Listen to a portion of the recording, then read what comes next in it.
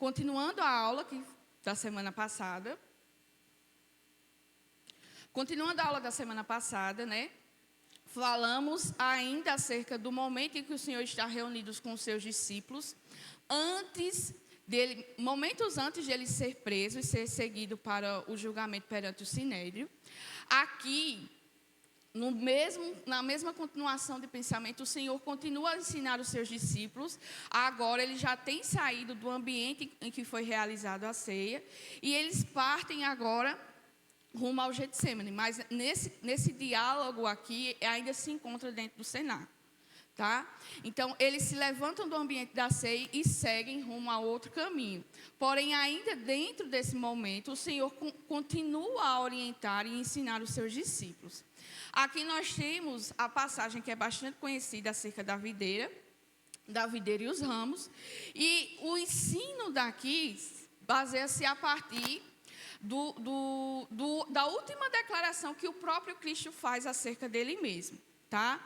Nós vimos nos estudos anteriores que Cristo se declara como a água viva, o pão vivo, a luz do mundo. Ele é a porta, ele é o pastor das ovelhas. E agora ele fala também que ele é a ressurreição, o caminho, a vida e a ressurreição.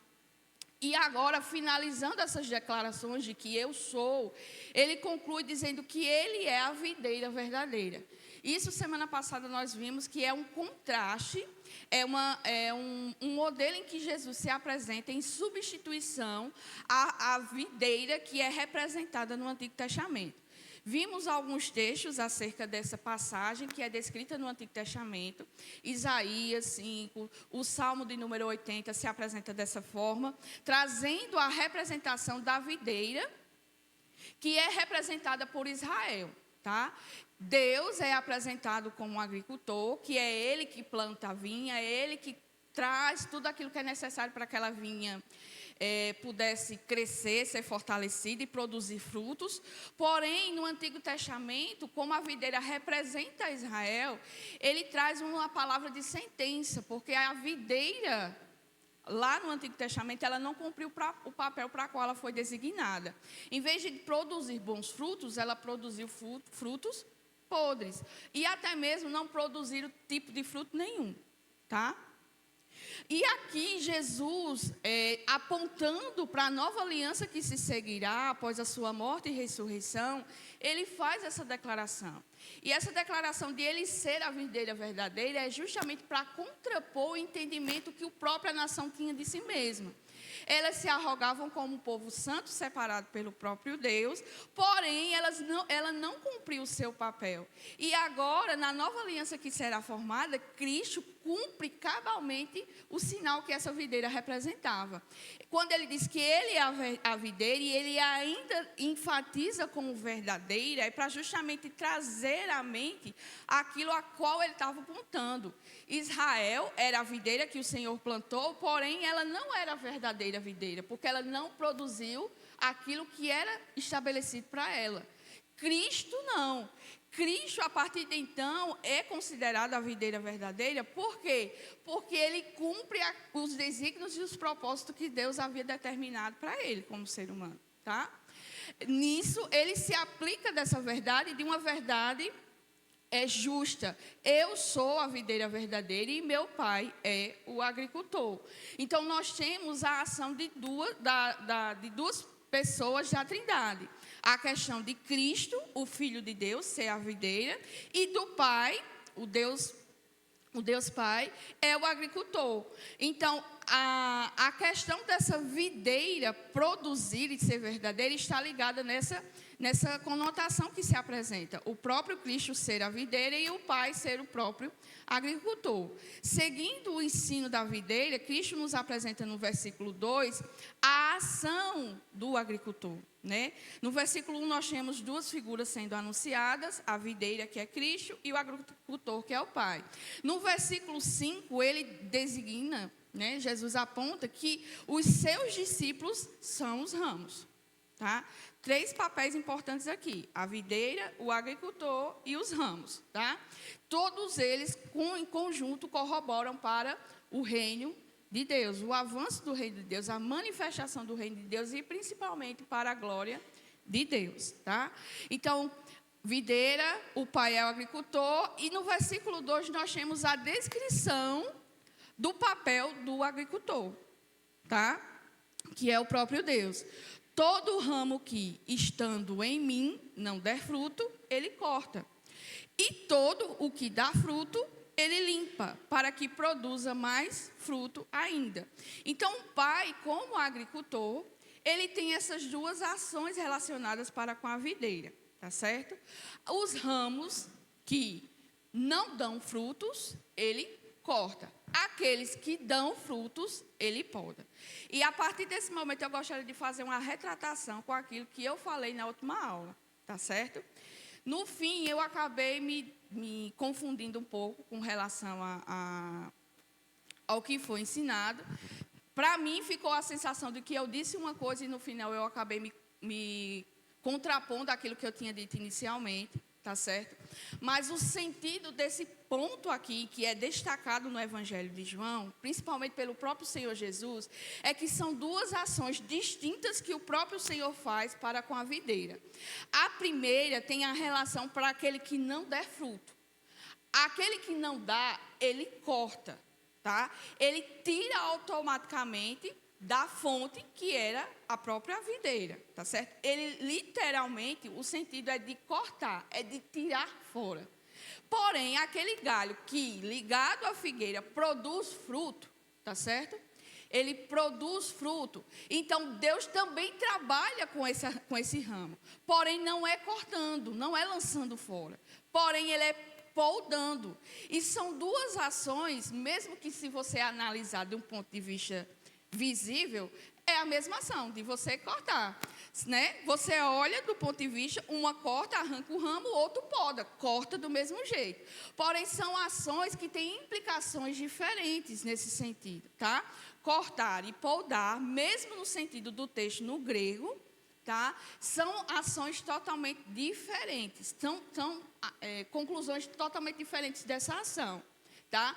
Nisso, o que nós compreendemos e tiramos desse ensino aqui que Jesus está repassando. O foco e a falta de compreensão e até mesmo a dúvida que se é gerada é porque o próprio Jesus diz que todo ramo que estando em mim, não é assim? E quando a gente olha esse versículo, a gente pode até tentar entender e trazer uma compreensão de uma forma totalmente errônea naquilo que isso no que aquilo aplica no trabalho do pai, que é o agricultor. Aquele que não der fruto, ele corta, ou seja, literalmente não faz parte, não tem intimidade com a videira verdadeira, que é o próprio Cristo. Então, qual é a característica, se assim já podemos adiantar, qual é a característica do crente, do cristão, que tem intimidade, que tem comunhão com a videira que é Cristo? Ela tem que produzir fruto. Se ele não produz fruto, então ele vai ser cortado. Por que nesse sentido? Meus irmãos, se aplicarmos para o contexto assim, de videira, de planta, a videira, vocês já viram uma videira? Conhecem como uma videira? A videira ela tem um tronco que não é geralmente muito grosso, não é como aquelas árvores arbóreas que habitam as florestas, ela não tem um caule muito grosso, ela tem um caule que é fino comparado às demais que nós conhecemos, e os seus ramos precisam ser colocados, sustentados para que elas possam crescer de uma forma vertical. Ela é uma trepadeira. Vocês já viram uma planta trepadeira? Ela precisa de um suporte, ela precisa de algo que sustente para que os seus ramos cresçam e ela assim ela possa produzir. Diante da realidade do que é uma videira a gente pode dizer então que ela não é um tipo de planta que ela é apropriada para a construção de casas, de móveis, de nada. Ela não é um tipo de árvore que é própria para edificação, para a construção. Nós não podemos produzir uma cadeira, um móvel de madeira a partir de uma videira, porque não é uma planta designada para isso.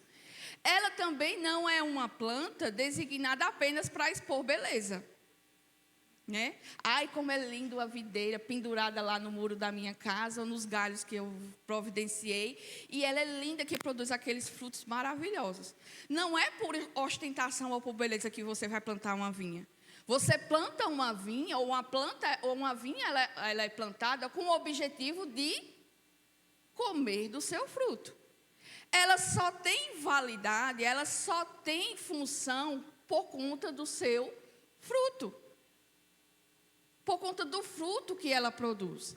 Então, trazendo isso analogicamente para a nossa condição e para a comparação que Cristo faz aqui com o reino e de estar intimamente ligado, é justamente esse. O cristão, ele só é conhecido e ele só tem de fato validade ou credencial de ser de fato um cristão se ele produzir fruto. Um cristão não é chamado para encher a igreja, para ocupar as cadeiras do templo, e nem muito menos para desfilar sua beleza aqui.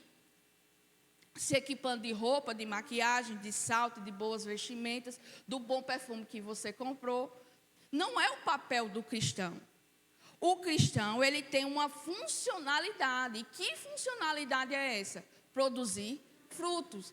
E essa produção de frutos, ela tem um objetivo primário. O crente deve produzir frutos para a glória de Deus. Não é para a sua glória, não é para chamar a atenção dos homens, não é para ser reconhecido por ninguém, mas para que os seus frutos glorifiquem ao Pai que está no céu. Ao agricultor que proveu tudo o que era necessário para que você pudesse ser forte e produzir frutos. No final, o cristão, o seu papel é produzir frutos e produzir para a glória de Deus. Então, eu posso dizer que aqui, nesse ponto, nós estamos compreendidos do fato que ele representa. Eu gostaria de deixar uma advertência aqui com relação a isso, tá certo? Uma advertência da minha parte, tá? E eu falo isso em amor. Quando a gente se dedica para estar aqui, para estar ensinando aqui, a gente tem um propósito principal, que é a glória do Senhor. Eu não venho aqui para me amostrar, para falar ou para dizer que eu sei, porque se eu for falar do que eu já falei aqui, eu posso dizer a vocês que haviam pessoas bem mais capacitadas para dar esse estudo aqui. E como tem? Tem pessoas bem mais preparadas do que eu para dar esse estudo. Porém, isso não trago isso para, a bichinha, né? Se gasta, se doa tanto. Não é por isso. Mas para que isso tenha um propósito final, que é a edificação da igreja. Tudo isso acontece, todos os ensinos que são ministrados nessa casa, até mesmo as palavras no culto de oração, nos cultos de domingo de adoração, elas têm um papel principal de ensino, seja ele na forma de exortação, de educação, seja ele em qualquer papel. Então, quando isso acontece e a gente pergunta, é necessário que vocês sejam sinceros com relação a isso. Sejam sinceros, porque a gente acha, eu pergunto, vocês ficam aí meio que muitas vezes sem entender, mas deixam o barco seguir, e vocês não focam no ponto que está sendo trabalhado, e mais na frente vocês não conseguem compreender o ponto de vista. Por quê? Porque falhou na compreensão do ponto de vista anterior. Então, eu peço encarecidamente que quando eu perguntar se vocês não entenderem, se de fato vocês não entenderam, pode ser até por um erro, uma aplicação errada minha, uma instrução que eu dei de uma forma diferente que não foi bem aplicada para vocês. Então, é necessário que haja essa resposta. Tá? Porque isso aqui só tem importância se isso no final gerar glória e louvor para a glória de Deus. Se isso produzir frutos. A verdadeira sabedoria se aplica em conhecer e viver. Só conhecer, eu me torno apenas mais um como do mundo, que é aquele que conhece a palavra. Mas a verdadeira sabedoria, ela é aplicada no conhecer e no viver. Porque não adianta vocês conhecerem e não saberem colocar isso em prática. Ou vocês conhecerem e não quererem colocar isso em prática. Entendidos? Compreendidos? Posso continuar? Então, no sentido aqui, de fato, são duas ações que o pai que é o agricultor, realiza para com a videira. A primeira é que aquele ramo que não produz, ele corta. Literalmente é essa. Eu trouxe até aqui o sentido do grego, o verbo no grego, para mostrar que são duas palavras totalmente diferentes, tá? A função do pai, agricultor, que é o georgos, ela é dupla. Ele corta, airei, todo o ramo que não dá fruto. E ele poda, catairei, todo aquele que produz, certo?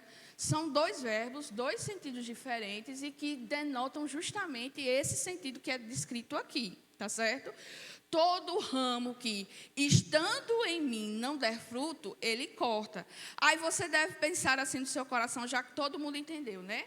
Ou quem está em casa e não teve a oportunidade de falar aqui, deve estar pensando assim. Mas estando em Cristo, é possível alguém estar em Cristo e não dar fruto? É possível no sentido de que aquelas pessoas que provavelmente cresceram, os pais que são cristãos e levam seus filhos para a igreja, eles crescem ouvindo quem é Jesus. Eles não crescem no ensino alheio de quem é Jesus, do que Jesus fez, da sua obra. Eles não crescem sem entender o sentido do pecado, da nossa natureza humana carnal e caída, e que precisamos desesperadamente de um Salvador. Muitas pessoas, elas crescem nesse tipo de conhecimento, que é esse que eu chamei a atenção. Nesse tipo de conhecimento. Mas se eles não dão frutos, eles demonstram unicamente que nunca estiveram ligados a Cristo. Eles nunca tiveram ligados à palavra. Por quê? Cristo, é em Cristo, através da obra de Cristo, que nós temos a salvação, a redenção dos nossos pecados. É a ação do Pai que abre os nossos olhos e nos leva para Cristo. Cristo nos guarda e Ele ainda habita em nós por meio do seu Santo Espírito. Então, se é Deus que provê tudo para a nossa salvação, e é Deus que nos faz perseverar nela até o grande dia, seria errado eu dizer que você está ligado à videira e que você pode, em algum momento, perder essa ligação? Porque se é Cristo que concede tudo a nós, é humanamente impossível dizer que aquele que esteve ligado, uma vez vai ser arrancado fora. Não é assim? Vocês concordam com o que eu estou falando? É impossível alguém estar ligado intimamente à união espiritual que é concedida entre o cristão e Cristo. É humanamente alguém que está intimamente ligado a Cristo não produzir frutos. E isso só denota que, se você não produz fruto, você não está ligado à videira, portanto, você será cortado.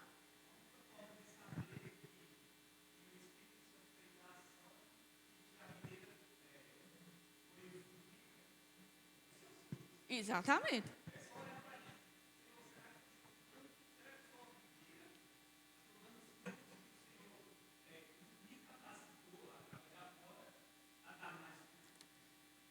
A ligação é essa. Então, meus irmãos, isso aqui também traz ao nosso conhecimento que é possível alguém estar no nosso meio, mas porém não pertencer a Cristo. Pode dizer. Tu deixa só eu botar aqui para o pessoal escutar? Obrigada.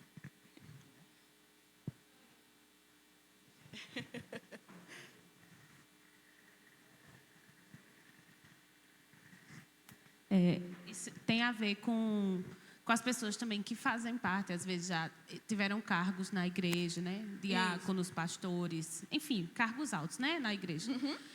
E passaram anos, e aí, às vezes, né? Aos nossos olhos isso causa muita tristeza e escândalo quando alguém assim se desvia, né? Deixa a fé e adultera, enfim, cai em alguma coisa. Até semana passada no Agrupe, fizeram exatamente essa pergunta. E essas pessoas, né, que estavam tendo conhecimento, e muitas vezes a gente fica sem entender. Mas é exatamente o que tem nesse versículo, e até a resposta que eu dei no momento foi que muitas vezes as pessoas são convencidas pelo intelecto. É verdade. Né? Exatamente. Que faz sentido essa fé, que é bom estar na igreja. Então, é confortável. né? Vir para a igreja, ter sua família na igreja, isso traz certa segurança. Exato. E muitas pessoas ficam durante anos, né? Exercendo a fé, porém não passa de religiosidade e convencimento pessoal. Isso. Não passa pela verdadeira conversão, né? O coração transformado. Exatamente, exatamente. As pessoas muitas vezes se convencem, né, muito acerca de que elas são genuínas. Eu não mato, eu não roubo, eu não fumo, eu não adultero, eu não faço isso, eu não faço aquilo. E isso é para elas mesmo um combustível de autoconvencimento, né? Se eu não faço tudo isso, então logo eu tenho parte com Cristo, eu tenho parte com o reino de Deus, porque eu cumpro o que a palavra diz. Mas como o Anne bem colocou, isso é mera religiosidade, isso é hipocrisia. Por que eu digo isso? E isso é bem claro nos evangelhos, óbvio, mas só para trazer mais um ponto para a nossa reflexão, a partir do momento em que a gente quer saber o limite até onde eu posso pecar, ou seja, a descrição da lei, né? Se a gente olhar para a lei, tem assim, não adulterarás. Aí a gente, em determinado momento, mas até que ponto é considerado adultério para que eu não caia em contradição com a palavra de Deus? Muitas vezes a gente não quer obedecer por amor ao Deus que nos salvou. A gente quer obedecer, mas tendo em vista até um limite. O que a Bíblia considera como adultério? Aí, a partir disso, isso já é considerado adultério. Mas outros pontos eu posso praticar, mesmo que sendo considerado adultério, como é um caso clássico de, por exemplo, o adultério nós configuramos apenas como ato físico, né? Eu beijei outro homem, ou meu marido beijou outra mulher, ou chegou a um ato mais íntimo. Então, isso é característica de adultério. Não basicamente, isso sim é adultério, mas não é toda uma configuração do adultério. E o próprio Senhor nos ensina que aquele que eu olhar indevidamente já caracteriza adultério. Aí quando isso é ministrado e quando isso é chamado a atenção para a nossa vida, aí a gente se estressa, a gente não quer, isso é religiosidade demais, isso é fanatismo, porque como é que eu vou ser considerado por uma coisa que eu olhei de forma inesperada? De fato, o primeiro olhar, você olhou de uma forma indevida, acidental, mas o segundo olhar, você já não é mais desculpado. Você olhar e se desviar, né? Tudo bem, agora você olhar de volta, só para conferir que o que você olhou estava certo, isso já é configurado um adultério. Aí o problema é que a gente não quer, o problema é esse, a gente quer saber até o limite que podemos ir para que não ofendamos a Deus. Mas a questão é que nós não precisamos saber o limite. A questão é que a gente precisa saber aquilo que o Cristo diz que não é e que nós não devemos fazer. Não por desencargo de consciência ou não para que o peso da nossa consciência nos aflija, mas por causa do que Cristo fez por mim. Por amor que Ele deu a mim e que a forma como eu devo responder a esse amor, é assim que eu cumpro. É assim que eu obedeço. Amém. Amém, meu irmão. Pode falar. A paz, irmãos. A paz. Algumas décadas atrás, em nossa casa tinha uma videira. E nós colhíamos os frutos, que é a uva. E quando terminava de colher, nós íamos cortar os galhos que não serviam mais. Que não serviam mais porque eles já estavam secos e não iam produzir os frutos. Uhum. E quando nós olhamos para Cristo, nós observamos um ponto muito importante, que nós fomos gerados, é como se fosse uma coisa orgânica, que foi crescida, foi plantada, foi cuidada e foi tratada para dar frutos. E muitas vezes, nós como nos observamos nesse ponto de Cristo, Ele nos ama de tal forma que Ele nos trata. Ele não quer que essa videira, esses ramos, aliás, eles se despenquem, eles se quebrem, eles não tenham mais um valor para Cristo. E quando nós olhamos para a igreja, muitas vezes, nós nos deparamos com galhos que estão fracos e que não conseguem se sustentar. E essa base, essa videira só é sustentada quando Cristo, ele chega perto de nós e nos dá uma injeção de ânimo, de alegria no nosso coração. Então a pergunta é: por que muitas vezes nós deixamos de produzir os frutos para Cristo? Por quê? Porque nós estamos fracos na fé? Ou porque nós estamos, como é que se diz, independentes, queremos fazer muitas coisas por nosso próprio eu? Nossa, pergunta mais... né? No sentido, o que nós podemos dizer? É impossível aquele que está ligado à videira não produzir. É impossível. A gente sabe que aquele que está ligado produz. Mas lembre-se que há necessário para aquele que produz a poda. Certo? Essa poda é justamente o diferencial que vai fazer com que aquele que produz frutos produza ainda mais frutos. E o que implica essa poda?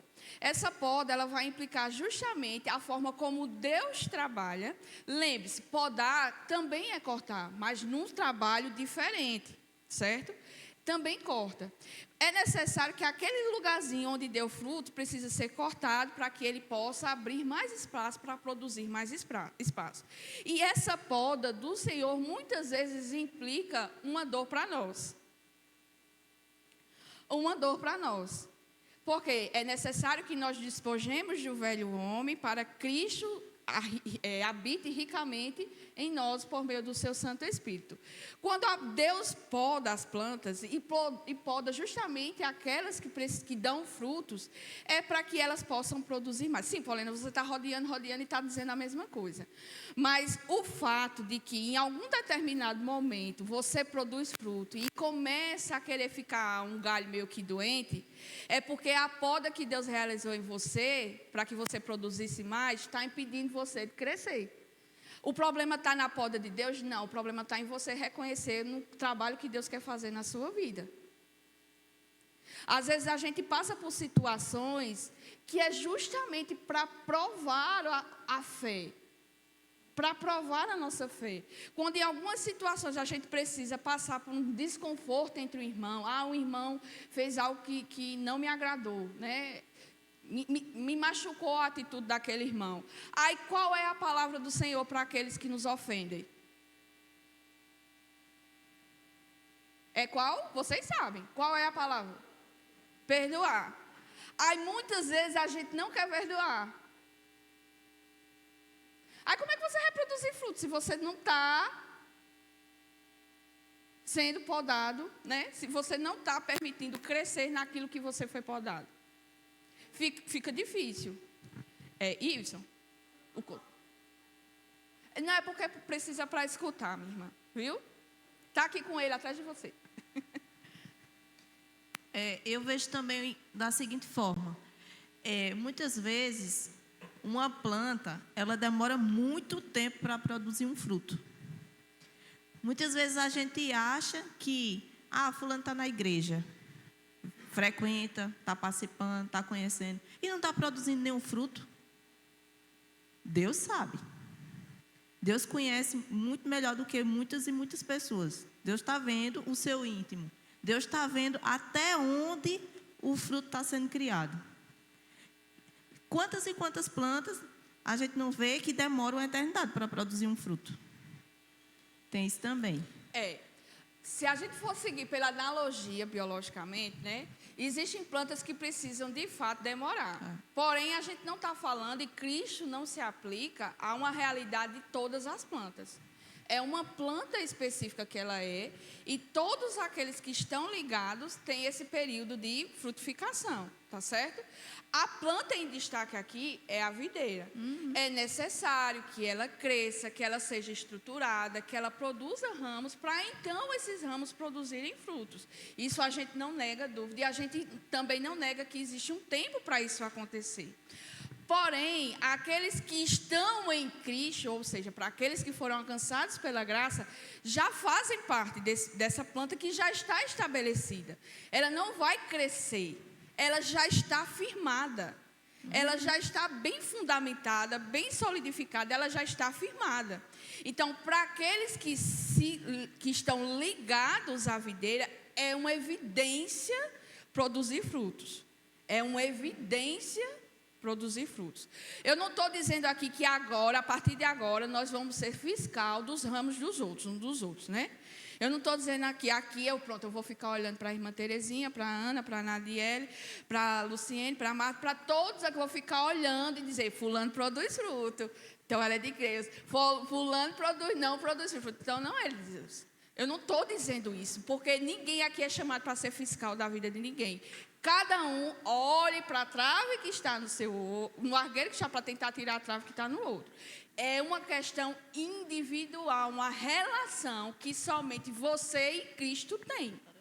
E se você de fato está em Cristo, você vai produzir frutos, tá certo? Talvez o fruto demore um pouquinho a aparecer, porque precisa ser podada muitas vezes a planta para que o fruto apareça. Ela precisa ser trabalhada. Umas precisam ser mais trabalhadas do que os outros, mas isso implica que, de fato, você vai produzir frutos. Vai produzir frutos. Pode dizer.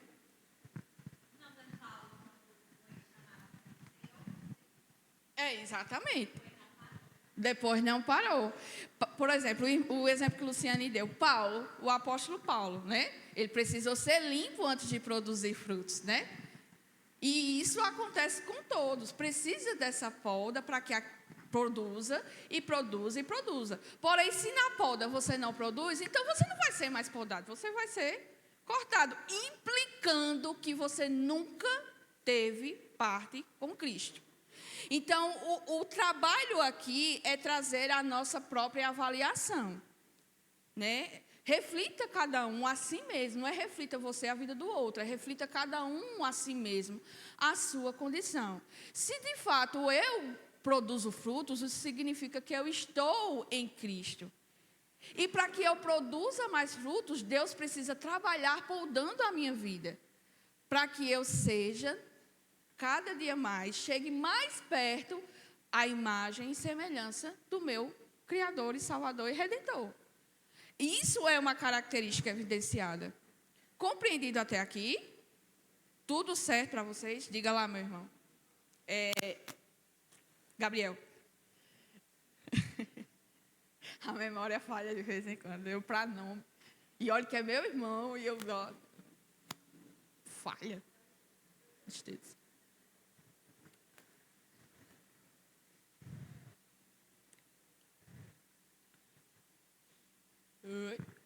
Está saindo aí? Agora tá. Acho que um ponto interessante que a gente pode tentar entender, até olhando para os próximos versículos, imagino que a gente vai ver isso quando for estudar os próximos, é que às vezes a gente pode cair no erro de achar que produzir frutos significa almas convertidas ou ministérios que você atua. Só que, na verdade, se a gente for observar pelos próximos versículos, o que ele está falando aqui é de uma vida de arrependimento, de obedecer os mandamentos, de amar uns aos outros. Então, nem sempre um fruto vai ser uma alma que você conquistou, sei lá, fez um evangelismo e uma pessoa se converteu. Mas o fato de você estar ligado ao Pai, o primeiro fruto que você vai produzir é arrependimento. É uma mudança de vida, seguir os mandamentos, como ele diz aqui, é amar uns aos outros. Então, por isso que a gente necessariamente vai produzir frutos. E não necessariamente vai ser um fruto gigantesco, mas a cada poda a gente vai produzindo mais frutos e cada vez mais vezes esse fruto vai se tornando mais... Exatamente. O que você bem falou, meu irmão, se aplica ao complemento da fala da irmã, né? Que, assim, nem todos, de uma forma tão rápida, a gente vai ver a produção do fruto, porque precisa ser podado. E nessa poda, esses frutos, eles são evidenciados de alguma forma, né? Eles têm evidências, esses frutos, eles são evidenciados de formas bem específicas, e a gente vai ver isso agora. Vós já estáis limpos pela palavra que vos tenho falado. né? A própria exposição da palavra, o conhecimento da palavra, ele vai trazer, em certa medida, esse trabalhar de Deus, né? Essa polda de Deus a partir de nós, começando pela palavra. Ela é toda? Não. Precisa de outras ações que evidenciam estarmos ligados à videira, porém isso é um pontapé inicial. Os discípulos em si, eles já estavam limpos pela palavra que ele já havia, que Cristo já havia anunciado. Então, permanecei em mim, permanecei na minha palavra, de tudo aquilo que vocês ouviram de mim, consequentemente eu permanecerei em vós. Por que consequentemente? Porque é uma realidade para quem está ligado. Para quem está ligado, você não vai ver um ramo sozinho por aí, pendurado num pé de parede. Ela está ligada a um caule que produz aquilo que é necessário e que capacita aquele ramo de produzir fruto, né? Então, se você está em Cristo, obviamente Cristo está em você. É uma união espiritual ligada ao cristão e ao próprio Cristo, como também ao Pai, e a gente vai ver isso mais na frente. Como não pode o ramo produzir fruto de si mesmo, se não permanecer na videira, assim nem vós podeis dar. E é impossível um ramo produzir sem estar ligado a Cristo. Eu sou a videira, vós os ramos, quem permanece em mim e eu nele, esse dá muito fruto. Mais uma vez, reforça a ideia de que não existe a possibilidade de você estar em Cristo e não produzir fruto. Não existe, isso é impossível, certo? É impossível por quê? Porque quem é a videira? Ela não é qualquer planta, não é uma planta que chocou, uma semente que não vingou. Ela é uma planta viva, ela é verdadeira. Então não tem essa possibilidade por conta de quem é a planta. Por conta de quem é a planta. Tá? Eu sou a videira, vós os ramos, quem permanece em mim e eu nele, esse dá muito fruto, porque sem mim nada podeis fazer. Nós não podemos fazer nada. As coisas, até mesmo as coisas que nós realizamos, o trabalho a que nós dispomos a fazer, o serviço que nós realizamos, só tem sentido e validade porque é Cristo que nos concede essas coisas. Então aqui já não há motivo para orgulho, para soberba, para avareza, porque é Cristo quem concede dons e talentos à sua igreja para que ela possa edificá-la, ser edificada também. Compreendidos até aqui? Certo? Se alguém não permanecer em mim, será lançado fora à semelhança do ramo, e este secará. Aquele que acha que não é, aquele que acha e não produz fruto, esse já tem um juízo sobre si. Já tem um juízo determinado sobre si. O que acontece a estes? Este será lançado fora. E estando fora, não tem como sobreviver, porque não existe um ramo que viva sem estar ligado à árvore. E a semelhança do ramo secará, apanham, lançam no fogo e queimam. Essa é a realidade para aquele que acha que é e que no fim das contas não é. Por isso que há a necessidade da nossa autoavaliação, a necessidade de como nós nos portamos, da nossa realidade. Sim, Paulina, você tem falado de frutos, de permanecer, de estar, daquele que não está, não é. Mas que frutos são esses? Quais são as marcas verdadeiras daquele que está ligado e unido ao próprio Cristo, né? O propósito dos ramos é produzir fruto. No entanto, os próximos versículos mostram que esse fruto, ele vai ser consequência da oração em nome de Jesus e para a glória do Pai. Definitivamente, quais são os frutos que os ramos eles devem produzir? Primeiro já foi falado a questão do arrependimento. Para que ele possa estar ligado à vida, ele precisa se arrepender da sua condição em que vivia. O fruto, na metáfora da videira, ele vai representar tudo que é produto de uma oração efetiva em nome de Jesus. E isso inclui inclui obediência aos mandamentos, a experiência da alegria de Jesus e amor pelos uns aos outros e ainda testemunho diante do mundo. Quais são os frutos que os cristãos, os verdadeiros, aqueles que estão ligados genuinamente à videira, produzem? Arrependimento, apertando errado. Obediência aos mandamentos, experiência da alegria de Jesus, amor de uns pelos outros e o testemunho diante do mundo. Você se enquadra nessas características? Avalie-se a si mesmo, tá certo? Com relação a isso. Mas o próprio texto, né, já deixa isso bem claro. Se permanecerdes em mim, versículo 7, e as minhas palavras permanecerem em vós, pedires o que quiserdes e vos será feito. Isso é uma continuação do ensino do capítulo 14.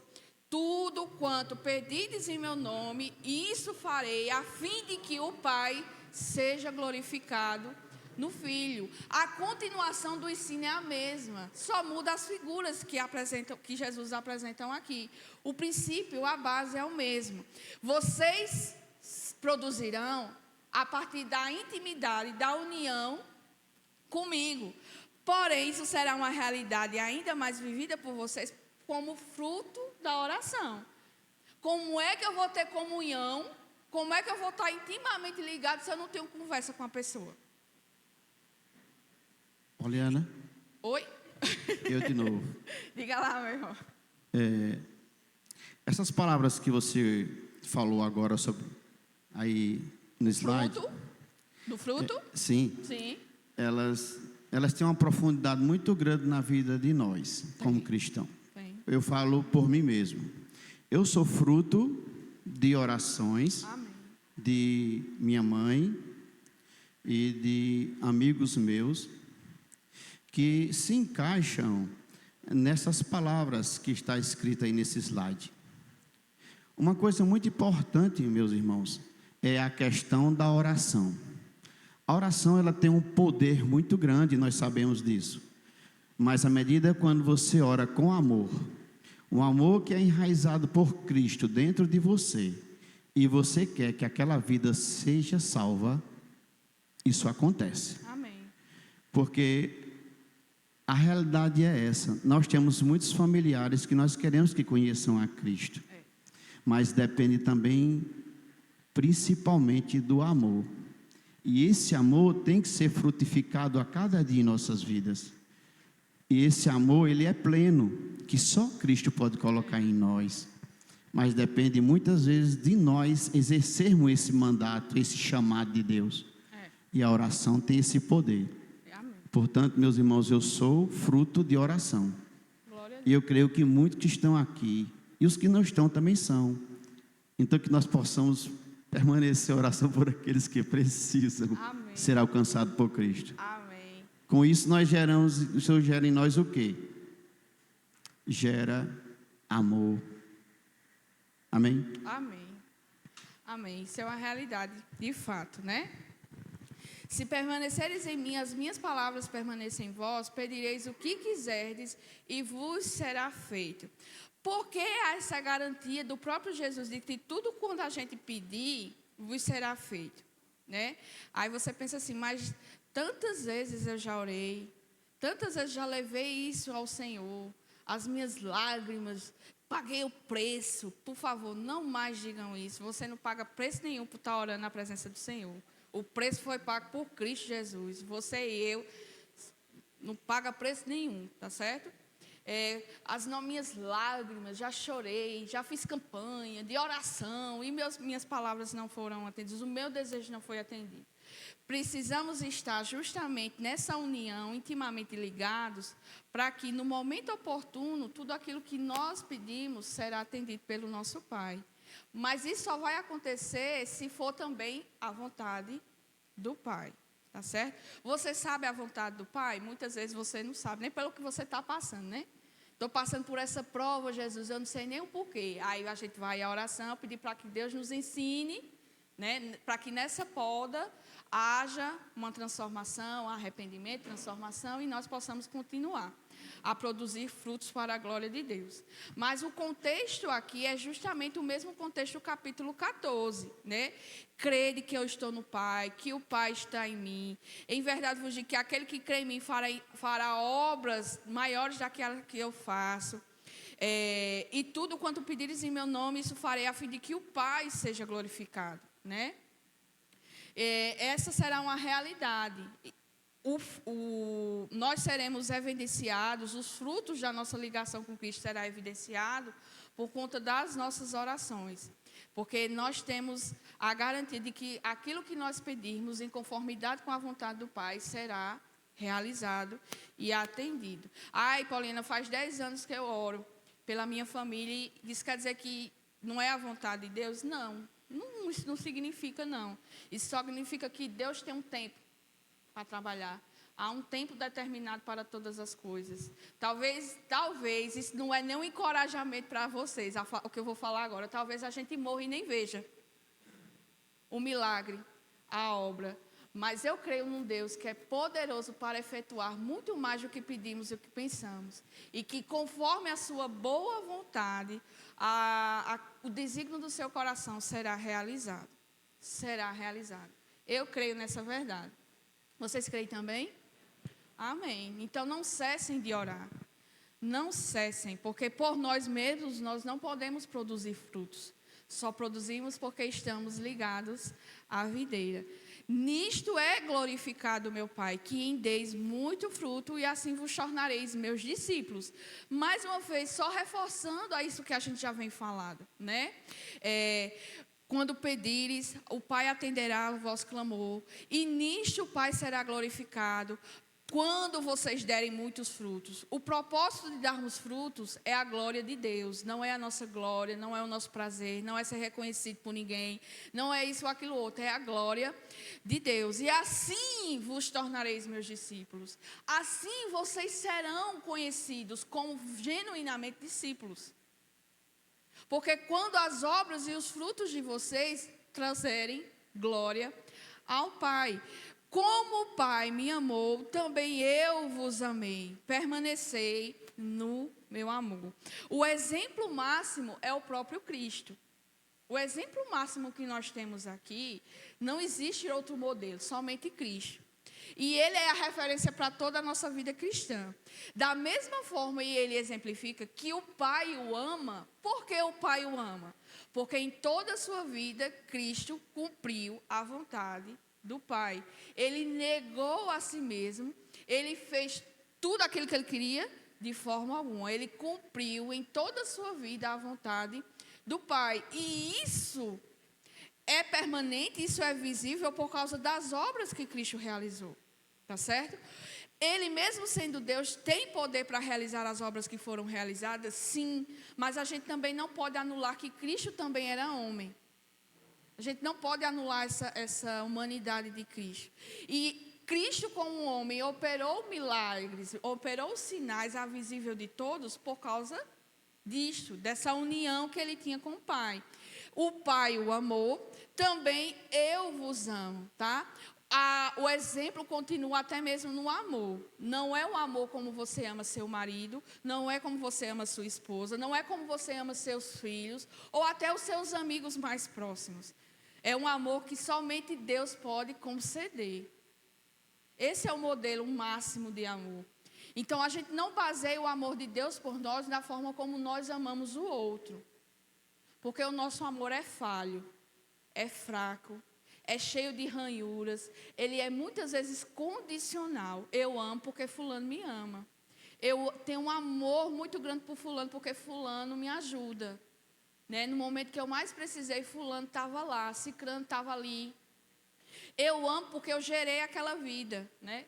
Eu amo porque eu sou obrigada a amar. Cristo ama de forma voluntária, apesar das circunstâncias, apesar de si que como Ele nos ama. E esse é o modelo de amor que nós devemos ter. E é nesse amor que devemos ter segurança, porque não é um amor conforme o mundo ama, mas é um amor como o Pai nos ama. Como o Pai ama o próprio Filho, assim Cristo nos ama. E isso é uma verdade e uma beleza grandiosa para nós. Porque o amor que Deus tem por nós não é como nós amamos, fraco, mas é um amor puro, genuíno, belo, íntegro, forte, incapaz de ser quebrado ou de ser modificado. E essa é uma verdade grandiosa para nós. Se guardardes os meus mandamentos, permanecereis no meu amor. Permanecer na videira, ela está relacionada à obediência às palavras de Deus. O Cristo verdadeiramente obediente mostra-se efetivo na oração, uma vez que todo ele pode conformar-se à vontade de Deus. A produção do fruto que vem da fé e união obediente com Cristo encontra-se no centro de Jesus, de como Jesus traz glória para o seu próprio Pai. Se a obediência é a condição de permanecer continuamente no amor de Jesus, é importante lembrar que nosso amor por Jesus é a fonte da nossa obediência a Ele. Assim como Cristo nos ensinou no capítulo 14, né? Versículo 21, aquele que tem os meus mandamentos e os guarda, é esse o que me ama. E aquele que me ama será amado por meu Pai, e eu também o amarei e me manifestarei a Ele. Se a obediência é a condição de permanecer, então vale lembrar que o nosso amor por Jesus é a fonte da nossa obediência. Como eu sei que eu amo verdadeiramente a Cristo? Como eu sei que o meu amor não é um amor espúrio, não é um amor fraco? Porque quando eu obedeço à sua vontade. Por que isso é característica? Porque se for para fazer a minha vontade, certamente eu não amaria a Deus. Porque por fazer a minha vontade é que traz sobre mim pecado. É por fazer a minha vontade. É por querer ser igual a Deus, é que o pecado entrou no mundo. É por não atentar à palavra de Deus é que o pecado entrou no mundo. É porque não dar crédito àquilo que Deus falou no Éden é que o pecado entrou no mundo. Então, a consciência do amor verdadeiro é mediante a obediência. Tenho-vos dito estas coisas para que o meu gozo esteja em vós e o vosso gozo, ele seja completo. Daqui, como Jesus prometeu a paz dele, no capítulo 14, e insistiu que seus seguidores permanecessem no amor dele, no versículo 10, agora ele lhes promete gozo, ele lhe promete alegria. E não é uma alegria como o mundo concede.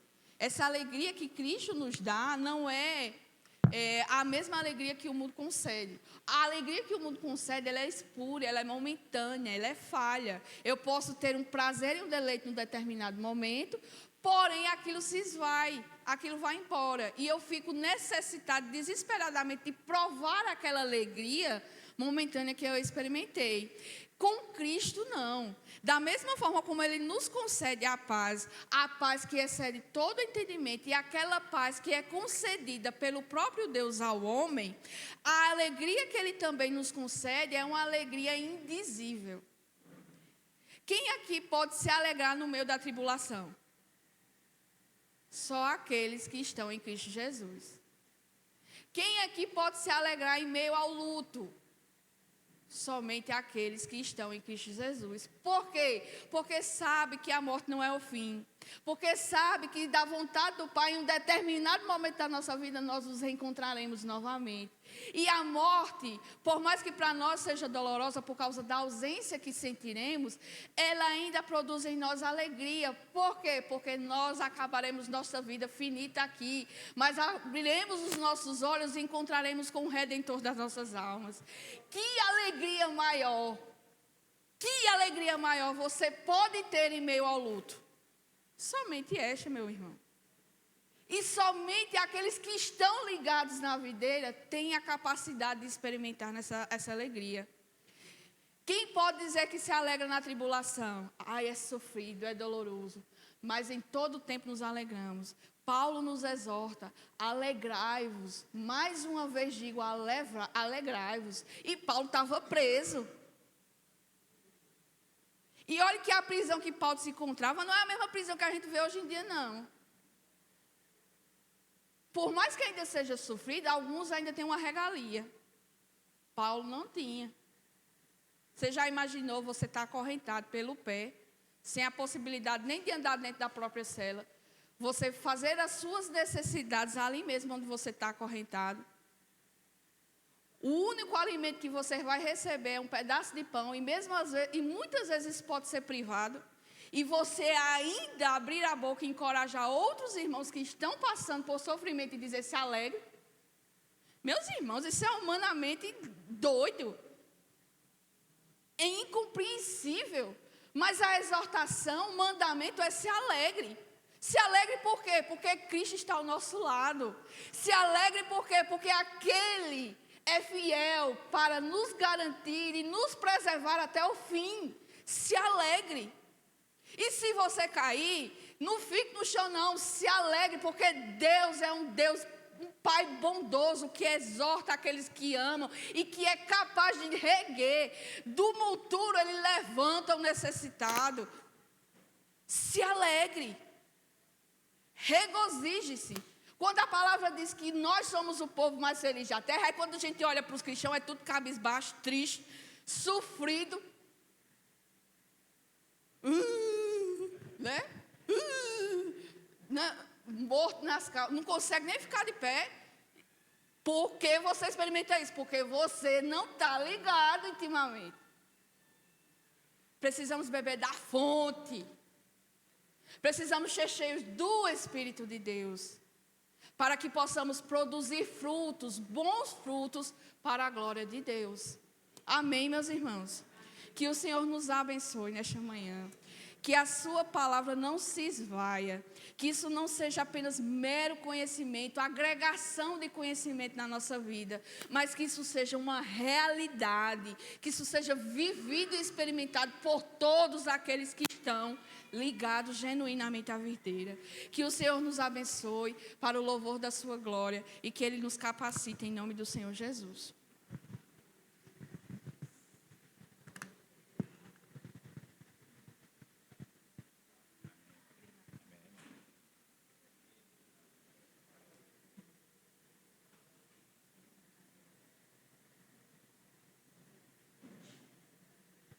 Louvado seja Deus.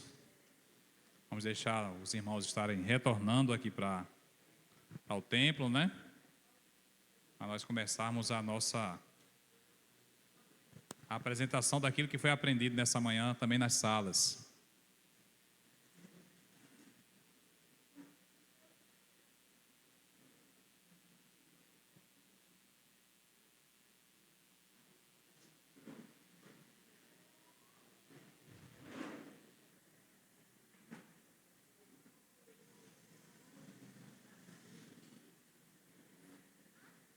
Já quero chamar já o Cordeirinho do Senhor.